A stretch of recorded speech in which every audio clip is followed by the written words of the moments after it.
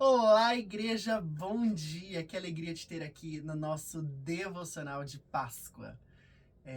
Quero começar dizendo que para mim é uma alegria abundante em meu coração te receber aqui hoje para falarmos sobre Ele, que está vivo e reina para tudo sempre. Mas antes, vamos falar com Deus? Feche seus olhos. Amado Deus, eterno Pai, que alegria em nosso coração saber que o Senhor vive e reina. Que alegria em nossos corações saber que o Senhor voltará para nos buscar. Que alegria em nosso coração saber que as tuas misericórdias se renovam a cada manhã. Que alegria em nosso coração saber que as suas doces consolações nos acompanham dia após dia.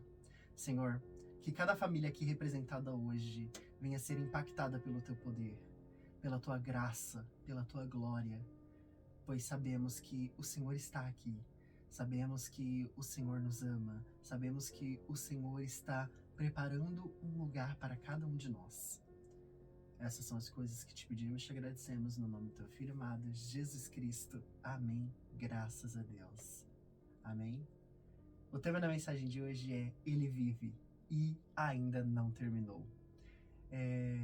Eu tava pensando aqui essa semana em quando a gente era criança e a Páscoa era muito importante para nós por um simples motivo: chocolate. Muito chocolate. Quem também era assim? Eu também era assim. Durante todo o período de Páscoa, eu sempre esperava chegar o tão fadídico domingo de Páscoa por conta do chocolate. A gente acordava cedo, animado, procurando os ovos pela casa e às vezes achava rápido, às vezes achava só um papel vazio porque alguém na casa já tinha encontrado antes da gente, mas deixe eu te perguntar uma coisa. Você já percebeu como muita gente cresce e continua procurando algo que perdeu? E eu não estou falando mais do chocolate. Sabe, a pessoa continua procurando algo que perdeu, sentido, esperança, vida, porque a verdade é que muitas pessoas vivem como se alguma coisa tivesse sido roubada delas, a alegria, a fé, a esperança. Mas a Páscoa não é sobre um ovo vazio, e sim sobre um túmulo vazio. Amém? C.S. Lewis disse uma vez: Cristo não morreu para que possamos continuar como estamos. Ele morreu e ressuscitou para nos tornar novas criaturas. C.S. Lewis foi muito esperto nessa frase, eu amo essa frase. Mas deixa eu te perguntar, e se a ressurreição não fosse apenas sobre Jesus estar vivo, mas sobre um Deus dizer ao mundo: ainda não terminei com a história, ainda não terminei com a humanidade, eu ainda não terminei com você. É lindo ouvir isso de um Deus tão magnífico, tão poderoso. Mas vamos à mensagem de hoje, ao nosso devocional maravilhoso de hoje. Era um domingo cedo e ainda estava escuro lá fora. Maria Madalena caminhava até o túmulo, mas não era um passeio, era um funeral atrasado, porque na cultura judaica os mortos eram sepultados rapidamente, mas o sábado havia impedido que o corpo fosse preparado devidamente. Maria, ela estava indo terminar algo que a morte havia interrompido, mas quando ela chega, ela vê a pedra removida. E agora entenda algo muito importante. A pedra não era leve, era uma pedra grande, relativamente grande e pesada. Pesava centenas de quilos e ela era selada por autoridades romanas. Ou seja, ninguém conseguiria remover aquela pedra por acaso. E quando Pedro entra e ele vê algo estranho, a faixa estava organizada. Ladrões, eles não roubam um túmulo. Poderiam até roubar o corpo de Jesus, Mas ladrões, eles não roubariam um túmulo e deixariam os panos dobradinhos, enfaixados. Eles não removeriam uma pedra e sumiriam com essa pedra. Algo aconteceu ali. O corpo de Cristo não foi roubado. Ele não escapou. Ele ressuscitou. E então vem o momento mais lindo. Maria começa a chorar, achando que perdeu tudo, até que Jesus diz: Maria. E não foi um discurso, não foi um sermão, foi apenas um nome. Porque a ressurreição, ela é relacionamento. E isso é lindo. Jesus, ele não contou para outras pessoas primeiro, ele não se revelou a outras pessoas primeiro, ele não começou falando um discurso, ele chamou uma mulher pelo nome. Isso é lindo. Mas vamos entender primeiro o pano dobrado. Em João capítulo 20, no verso 6 ao verso 7, vai dizer: a seguir, Simão Pedro chegou atrás dele e entrou no sepulcro. Ele viu a faixa de linho, bem como o pano que estava sobre a cabeça de Jesus. Esta estava dobrada à parte, separada das faixas de linho. Perceba, Pedro, ele entra no túmulo, o coração acelerado, a mente confusa, e ele vê algo estranho. O corpo não estava lá, mas as faixas que embrulhavam, envolviam o corpo de Cristo, estavam lá. E o pano não havia sido coberto, o rosto estava dobrado. E não jogado ou espalhado, ele estava dobrado. O pano que cobria o rosto de Cristo.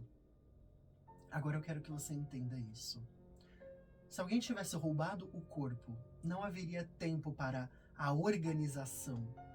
Se fosse um crime, seria uma bagunça, mas aquilo parecia intencional. Jesus, ele não saiu correndo, ele saiu vitorioso. A simbologia aqui, ela é muito forte, porque existe uma tradição na cultura judaica que diz que quando um pano é encontrado na mesa de forma dobrada, significa que a pessoa não terminou, ela vai voltar. E é lindo como o texto bíblico ele narra exatamente essa parte da história. Porque numa cultura de etiqueta judaica, quando alguém se levanta da mesa e joga o pano, significa que ela terminou, ela não vai mais voltar. Mas quando ela dobra o pano bonitinho, coloca sobre a mesa, separado dos pratos e dos talheres, significa que, olha, eu só vou ali rapidinho e já volto. Jesus estava dando um recado para toda a humanidade naquela manhã, naquela linda manhã, de que ele vai voltar para buscar a mim e a você que está ouvindo essa mensagem. Só que agora eu quero contar uma outra parte muito mais interessante. João, capítulo 20, verso 14 ao 16. Nisso, ela se voltou e viu Jesus ali, em pé, mas não o reconheceu. Ele lhe perguntou: mulher, por que você está chorando? Quem você está procurando? Pensando que fosse um jardineiro, ela disse: se o Senhor o levou embora, diga-me onde o colocou e eu o levarei. Jesus disse a ela: Maria. Então voltou-se para ele. Maria exclamou em aramaico: Rabone, que significa mestre. Preste atenção, porque isso daqui foi muito, muito lindo. Um testemunho de uma mulher naquela época não tinha valor algum para os tribunais judaicos, não tinha qualquer tipo de poder. E aí Cristo decidiu escolher uma mulher para anunciar a maior notícia do mundo. Isso é muito lindo. Ele escolheu não qualquer mulher. Ele escolheu uma mulher que já tinha sido libertada, uma mulher que já tinha sido rejeitada, uma mulher ao qual o mundo, a sociedade, ignorava. Mas Jesus não ignorou. Jesus a chamou exatamente pelo nome. Ele se revelou a ela, em corpo, alma, espírito, diante dela, chamando-a pelo nome. Ele estava vivo, ressurreto, na frente dela. O que ela fez foi correndo contar aos outros discípulos, aos outros apóstolos, e todos foram ver o túmulo vazio. Uma mulher anunciou ao mundo que Cristo estava vivo. Isso é muito, muito, muito lindo. Em Mateus, capítulo 28, verso 6, vai dizer: ele não está aqui. Ressuscitou. Como tinha dito, venham ver o lugar onde ele jazia. Preste atenção. O túmulo está vazio. A pedra foi removida. A morte foi vencida. O inferno foi derrotado. E Jesus está vivo. Não foi uma ideia, não foi uma metáfora. Foi um acontecimento real. Eu sou testemunha disso. E você também é testemunha disso. Porque hoje podemos crer na volta de Jesus. Porque ele está vivo. Somos testemunhas desse milagre. E nada disso foi por um acaso. Nada, exatamente nada disso foi por um acaso. Se nessa manhã você deseja se render a esse Cristo, a esse Deus que está vivo e voltará para te buscar, quero te convidar a fechar os seus olhos.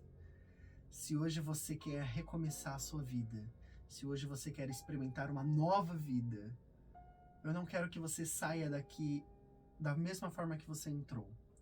Porque o túmulo está vazio, mas a sua vida pode ser cheia e preenchida da glória de Deus hoje. Então, feche seus olhos. Porque o túmulo está vazio, a pedra foi removida, o inferno não tem mais poder sobre a sua vida. Porque ele vai voltar para buscar você. Faça essa oração. Jesus, eu creio que o Senhor morreu por mim e ressuscitou ao terceiro dia. Eu entrego a minha vida a Ti. Perdoa os meus pecados. Escreve uma nova história em mim. Eu escolho viver contigo a partir de hoje. Amém. Se você fez essa simples oração, aqui embaixo tem um link escrito: eu decidi seguir a Jesus. Nós queremos, como igreja, caminhar contigo. Saiba que você não está sozinho, não está sozinha. Se você fez essa oração num dia tão emblemático que é a Páscoa, a ressurreição de Cristo, que coisa linda. Saiba que estamos aqui para caminhar junto contigo. Nós, da The Garden Church, desejamos a você e toda a sua família uma feliz Páscoa, uma feliz ressurreição, porque o túmulo está vazio e ele está vivo. Um forte beijo, um grande abraço. A gente se vê numa próxima oportunidade.